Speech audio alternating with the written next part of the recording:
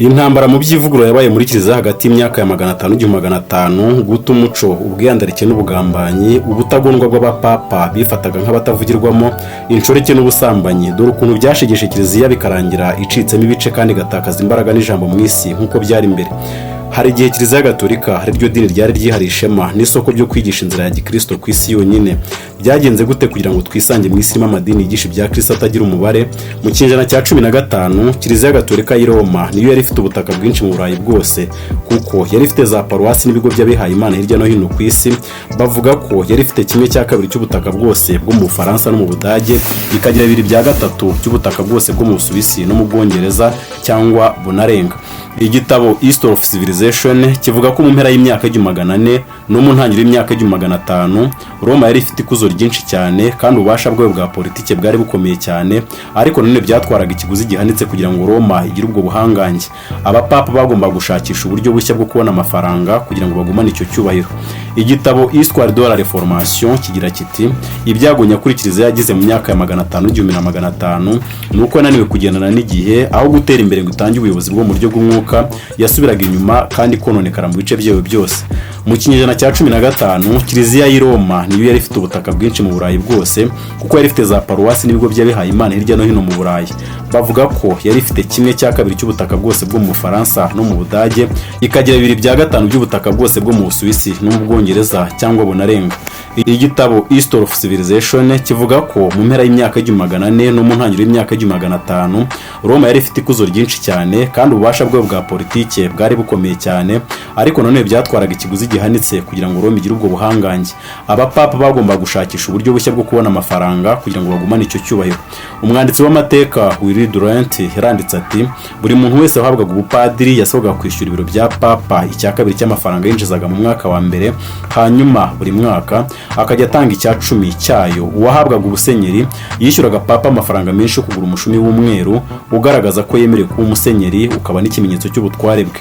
Iyo hagiraga karidinali, arkiyepiskopi, musenyeri cyangwa padiri upfa, umutungo we wazungurwaga na papa. Iyo ibiro bya papa byacaga urubanza cyangwa bikagira ikindi kintu bikora, byabaga byiteze guhabwa impano y'ishimwe, kandi rimwe na rimwe urubanza rwacibwaga hakurikijwe impano yabaga yatanzwe. Amafaranga menshi yinjiraga mu isanduku ya papa uko umwaka utashye.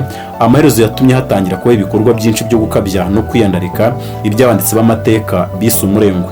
Igitabo New Catholic Encyclopedia kivuga ko Papa Sixte wa kane wabaye papa mu mwaka w'471 kugeza mu 484 yakoresha amafaranga menshi cyane yubaka shapeli yamwitiriwe, anakiza abishywa be benshi. Naho Alexandre wa gatandatu wabaye papa kuva mu mwaka w'492 kugeza mu 503 uzwi cyane ku izina rya Rodrigo Borgia, yemeye kumugaragara abana b'imyendaro yari yarabyaye kandi abateza imbere akoresha umutungo yari yararonse kubera ubupapa.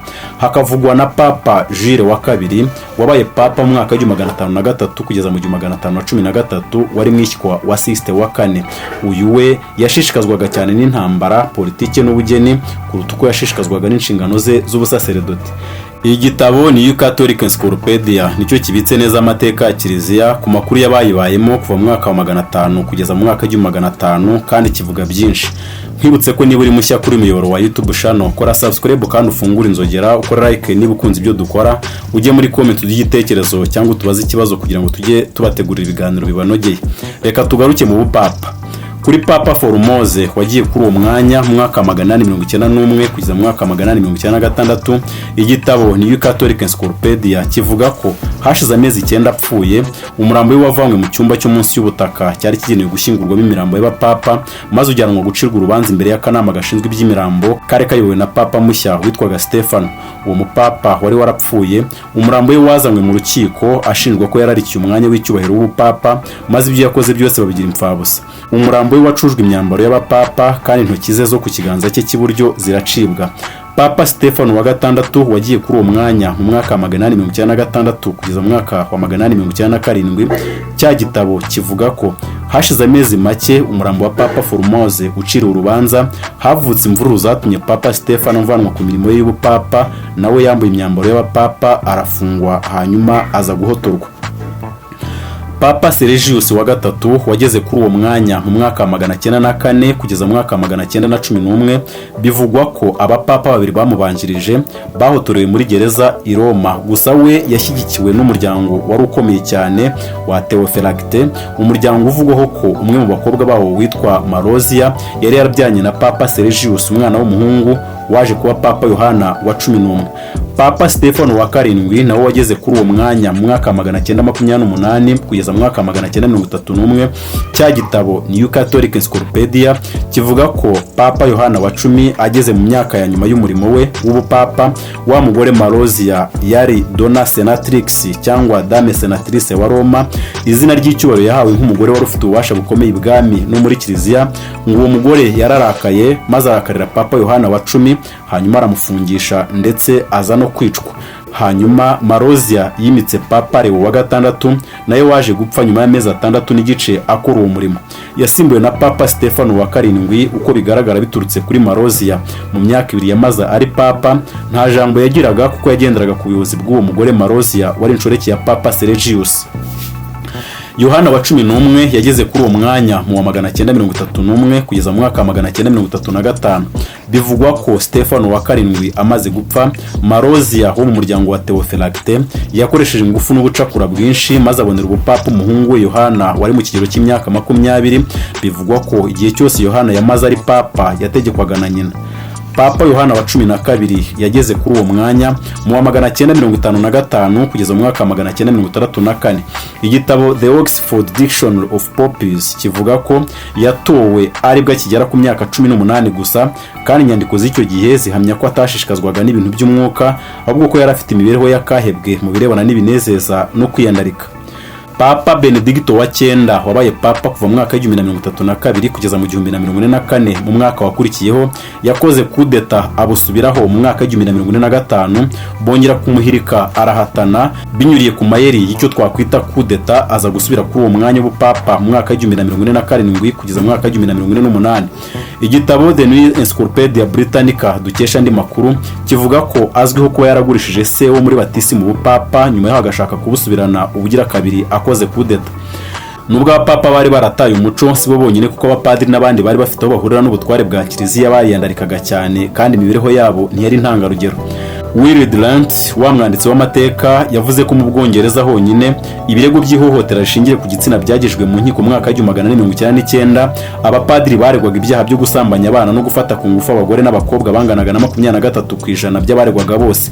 Abapadiri bamwe basabaga abagore baje mu ntebe ya penitensiya ko baryamana kandi bakabasambanyiriza mu kiliziya, kandi abapadiri baregwa mu bihumbi bari bafite inshoreke. Mu Budage ho hafi ya bose bivugwa ko bari bazifite.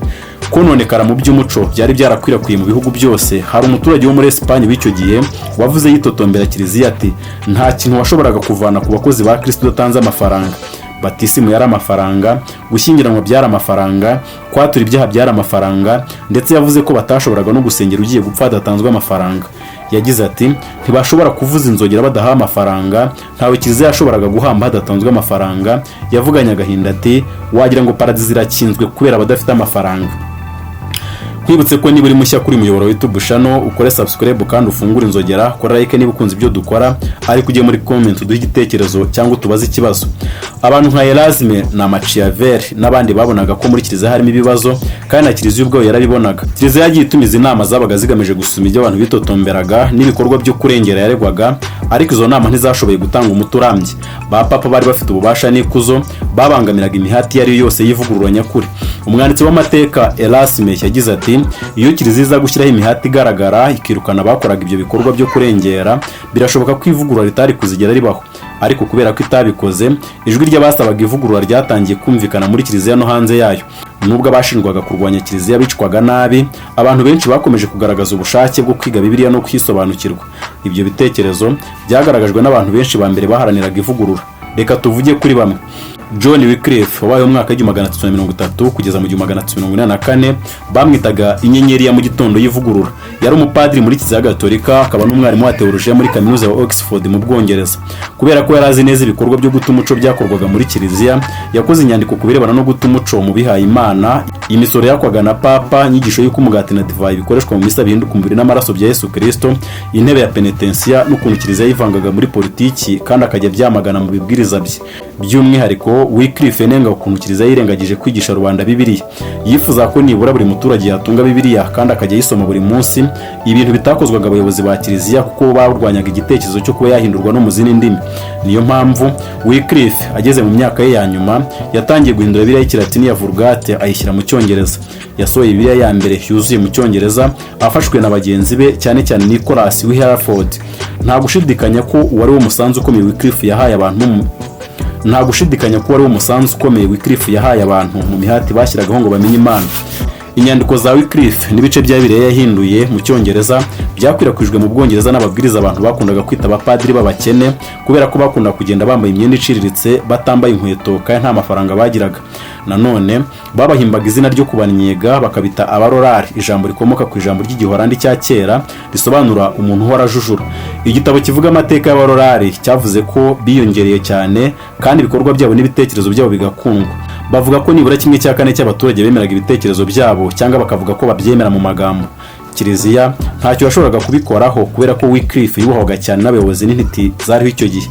Baramuretse apfa urupfu rusanzwe mu mpera z'umwaka w'igihumbi magana atatu na mirongo inani na kane. Icyakora abigishwa be bo ntibagize ayo mahirwe, kuko ku ngoma y'umwami w'Ubwongereza witwaga Henry wa kane bashinzwe ko barwanyaga Kiliziya, kandi abenshi barafunzwe, abandi babazwa urubozo, abandi bicwa batwitswe cyangwa bamanitswe. Undi mugabo w'umuceke twavuga ko yari umwigishwa wa John Wycliffe yitwaga John Huss, yabayeho mu gihumbi magana atatu mirongo itandatu n'icyenda kugeza mu gihumbi magana ane na cumi na gatanu. Nawe yari umupadiri w'umugatolika wayoboraga kaminuza y'i Paraguay. Kimwe na Wycliffe, Huss nawe mu bibwiriza bye yamagana gukononekara kwa Kiliziya y'i Roma. Ibyo byatumye bari bamukuriye bamurakarira cyane. Mu mwaka w'igihumbi magana ane na gatatu abayobozi bamutegetse kureka kwamamaza ibitekerezo bya Wycliffe byarwanyaga Papa, n'ibitabo bya Wycliffe bitwikirwa ku karubanda.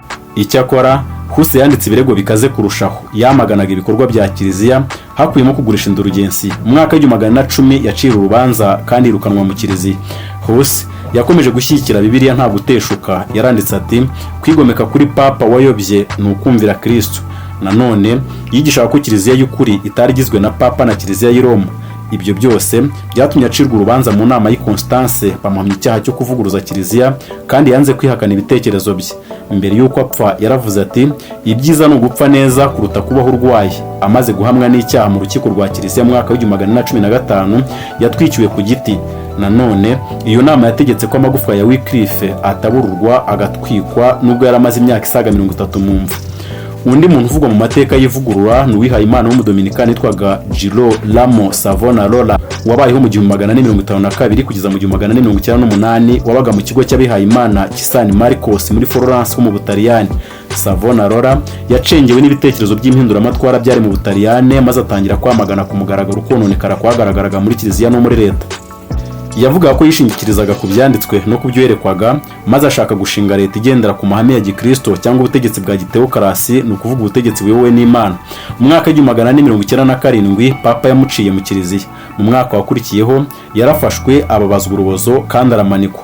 Amagambo ye ya nyuma yagiraga ati, umwami wanjye yapfiriye ibyaha byanjye, ese nanjye sinari nkwiye kumuha ubuzima bwanjye bworoheje nishimye? Umurambo we waratwitswe, maze ivu ryawo rijugunywa mu ruzi rwa Arno. Savonarola mbere y'uko apfa yise integuza n'igitambo, kandi koko imyaka mike nyuma y'urupfu rwe ivugurura ryatangiye mu Burayi bwose rifite imbaraga nyinshi bidasanzwe. Hagati aho haje inkubiri y'ivugurura ikomeye cyane kuruta mbere yaho, inkubiri yashegesha inzu y'ikigereranyo y'amadini yitaye Gikristo mu Burayi bw'Iburengerazuba. Kubera ko yose yari ibumbiye muri Kiliziya Gatolika y'i Roma, yahindutse inzu yacitsemo ibice mu buryo bugaragara. Mu majyepfo y'Uburayi, ni ukuvuga Ubutaliyane, Espagne, Autriche n'uduce tw'Ubufaransa, hakomeje kwiganza Kiliziya Gatolika y'i Roma. Ahandi higabanyijemo ibice bitatu by'ingenzi. Abaluteriyane biganje mu Budage no mu bihugu byo mu majyaruguru y'Uburayi, naho abayoboke ba Calvin cyangwa Kiliziya ivuguruye biganje mu Busuwisi Busuwisi, mu Buholandi, muri Ekose no mu duce tw'Ubufaransa, maze Abangilikani bisanga mu Bwongereza cyane kurusha ahandi. Muri ibyo bice harimo andi madini mato ariko yari akomeye, habanje Abanabatisita, nyuma haza Abamenoni, Abahuteri, Abapurute baje kujyana imyizerere yabo muri Amerika ya ruguru. Uko imyaka yagendaga ihita, ibyo bice by'ingenzi byigabanijemo ibindi bice bivamo amadini abarwa mu magana tubona muri iki gihe. Uko imyaka yagendaga ihita, ibyo bice by'ingenzi byigabanijemo ibindi bice bivamo amadini abarwa mu magana tubona muri iki gihe, ariyo Abaperesebuteriyene, Abepiskopari, Abametodiste, Abatisita n'andi madini menshi. Koko rero amadini yita ya Gikristo yahindutse inzu yacitsemo ibice kandi ivurunganye. Niba wumva iki kiganiro bwa mbere, bivuze kuri mushya kuri umuyoboro wa YouTube channel, ndakwinginze kora subscribe kandi ufungure inzogera kugira ngo tujye twibanira mu biganiro by'amateka, siyanse, ubumenyi bw'isi, iyobokamana n'ibindi. Ukora like niba ukunze ibyo dukora, ujye muri comment uduhe igitekerezo cyangwa utubaze ikibazo kenshi, kuko tujya dutegura ibiganiro byacu tugamije gusubiza ibibazo by'abakunzi bacu.